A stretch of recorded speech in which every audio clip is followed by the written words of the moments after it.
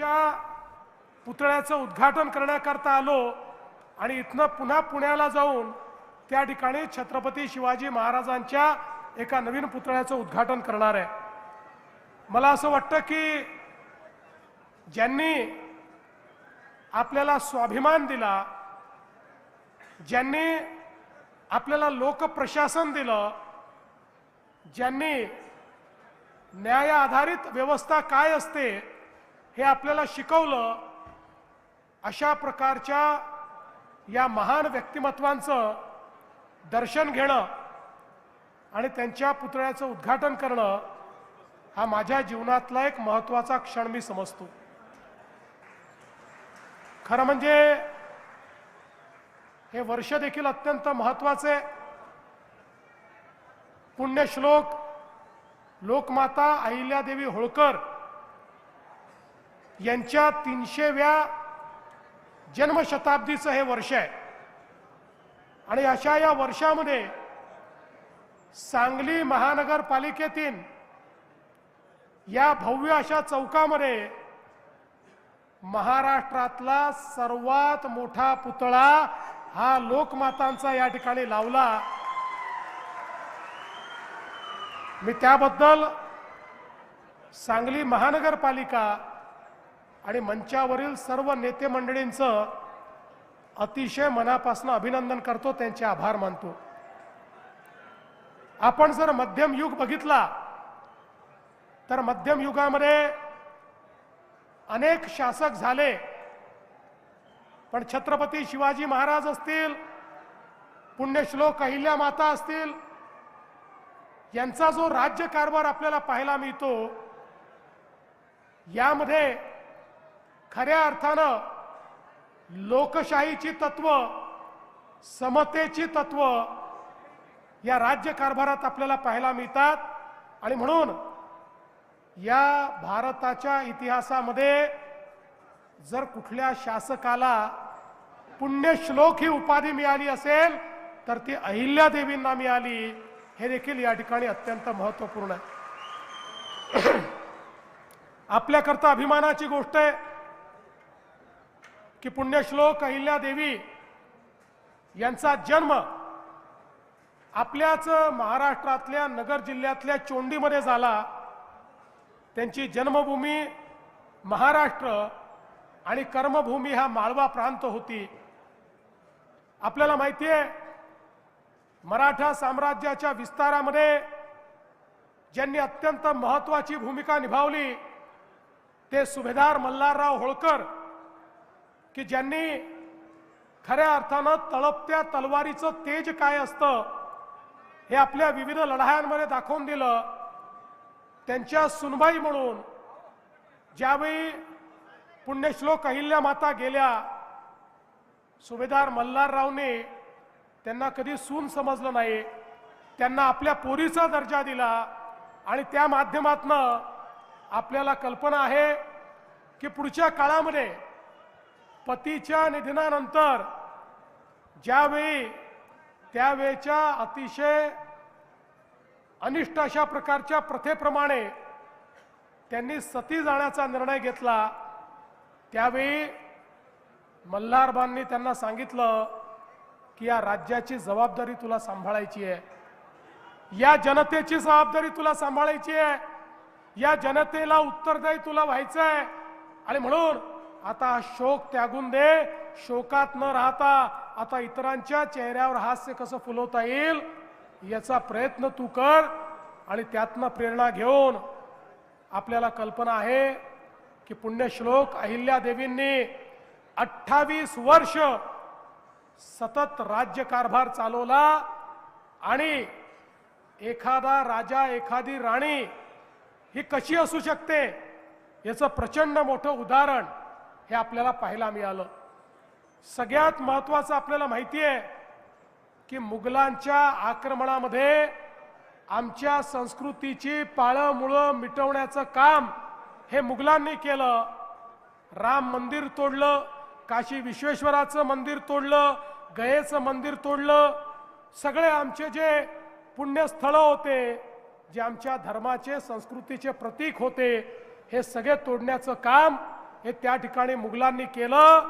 पण त्याच वेळी या सगळ्या मंदिरांचा जीर्णोद्धार करून पुन्हा एकदा आमच्या संस्कृतीला पुनरुज्जीवित करणारा जर कोणी असेल तर ते आमच्या पुण्यश्लोक अहिल्याबाई होळकर होत्या, ज्यांच्यामुळे आमच्या संस्कृतीचं पुनरुत्थान झालं।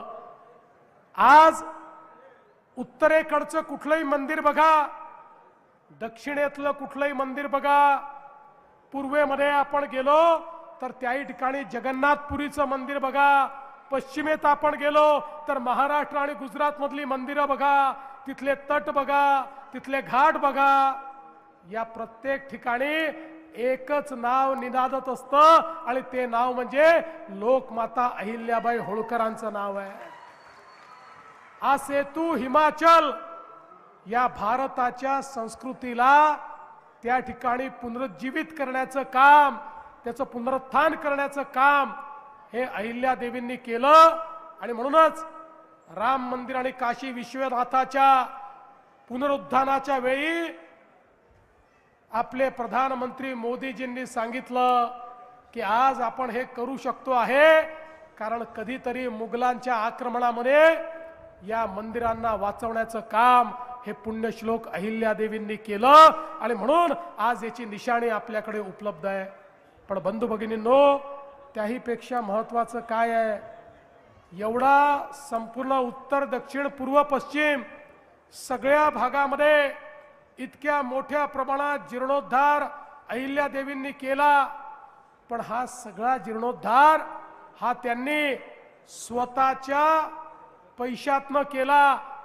जो माहेश्वरचं त्यांचं राज्य होतं, माळव्याचं जे राज्य होतं, त्या राज्याच्या तिजोरीतून एकही पैसा त्यांनी घेतला नाही, तर वैयक्तिक त्यांचं जे इन्कम होतं, वैयक्तिक त्यांच्याकडे जो निधी होता, त्या निधीतनं लाखो लाखो रुपये खर्च करून संपूर्ण देशामध्ये त्यांनी जीर्णोद्धाराचं काम केलं आणि आपल्या राज्यातला पैसा मात्र राज्यातल्या सामान्य गोरगरीब जनतेच्या हिताकरता वापरण्याचं काम त्यांनी केलं।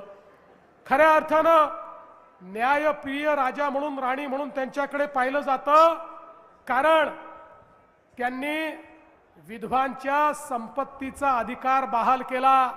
त्या काळामध्ये एखादी महिला विधवा झाली की तिची संपत्ती जप्त होत होती, त्या ठिकाणी पतीची संपत्ती तिला मिळत नव्हती, ती संपत्ती तिला मिळेल हा त्यांनी निर्णय केला। महिलांना शिक्षण मिळेल हा त्यांनी निर्णय केला, महिलांना अधिकार मिळेल हा त्यांनी निर्णय केला आणि त्यासोबत गरीब आणि महिलांकरता वेगवेगळ्या प्रकारे शिक्षण असेल, रोजगार असेल, अशा अनेक गोष्टी त्यांनी केल्या। आपल्याला माहिती आहे, माहेश्वरमध्ये त्यांनी साडीचा आणि विणण्याचा व्यवसाय आणला, विणकर आणले, त्यातनं अतिशय तलम कापड तयार केलं आणि माहेश्वरचं कापड आणि माहेश्वरच्या साड्या केवळ भारतामध्ये नाही तर भारताबाहेरही जायला लागल्या आणि मोठ्या प्रमाणात रोजगाराची निर्मिती करणाऱ्या अहिल्या देवी होत्या। एवढंच नाही तर आपलं राज्य हे सुरक्षित राहिलं पाहिजे म्हणून पहिल्यांदा 17 प्रकारचे कारखाने त्या माहेश्वर राज्यामध्ये उघडणाऱ्या अहिल्या देवी होत्या। त्या माहेश्वर राज्याला किंवा माळवा प्रांताला सुरक्षित ठेवण्याकरता जो दारुगोळा लागायचा, ज्या तोफा लागायच्या, जे शस्त्रास्त्र लागायचे, हे सगळे त्यांच्या स्वतःच्या कारखान्यामध्ये तयार व्हायचे आणि त्याच्या माध्यमातून त्या ठिकाणी एक प्रकारे रोजगाराची निर्मिती व्हायची आणि आपलं राज्य देखील पूर्णपणे सुरक्षित त्या ठेवायच्या।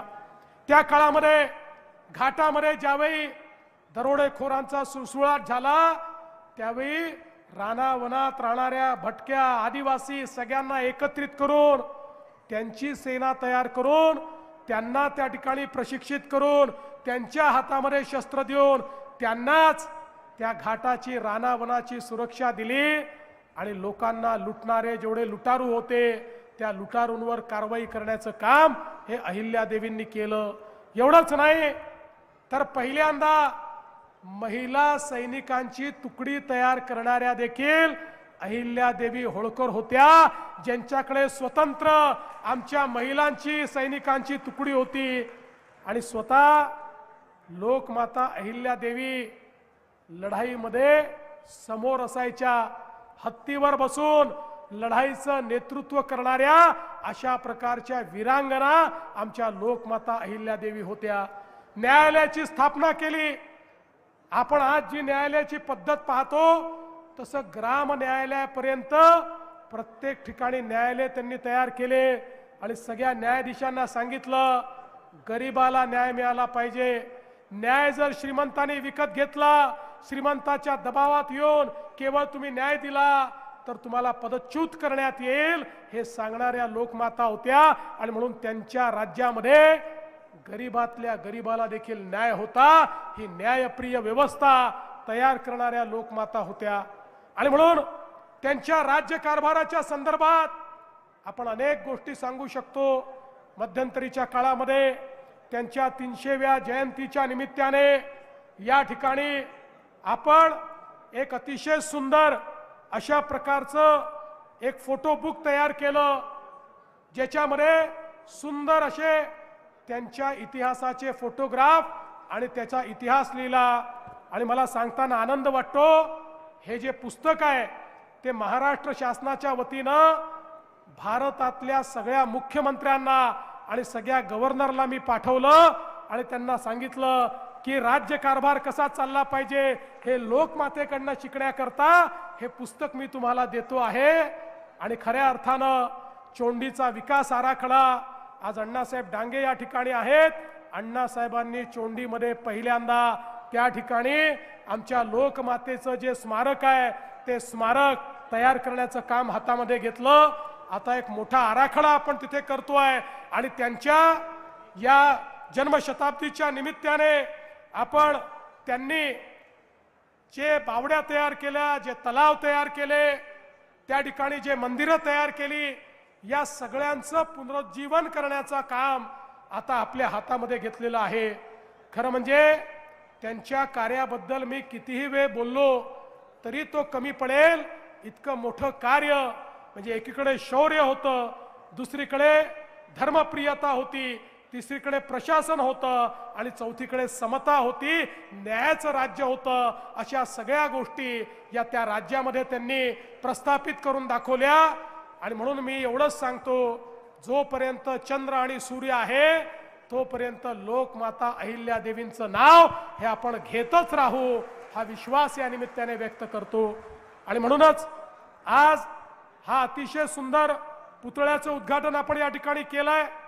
त्यासोबत आपण 5 उपकेंद्र देखील दिली आहेत। खरं म्हणजे महाराष्ट्राच्या इतिहासात पहिल्यांदा झालं की एखाद्या शहराला एकाच वेळी 5 उपकेंद्र मिळाले आणि यामुळे मोठ्या प्रमाणात विजेची जी आपली क्षमता आहे ती वाढणार आहे।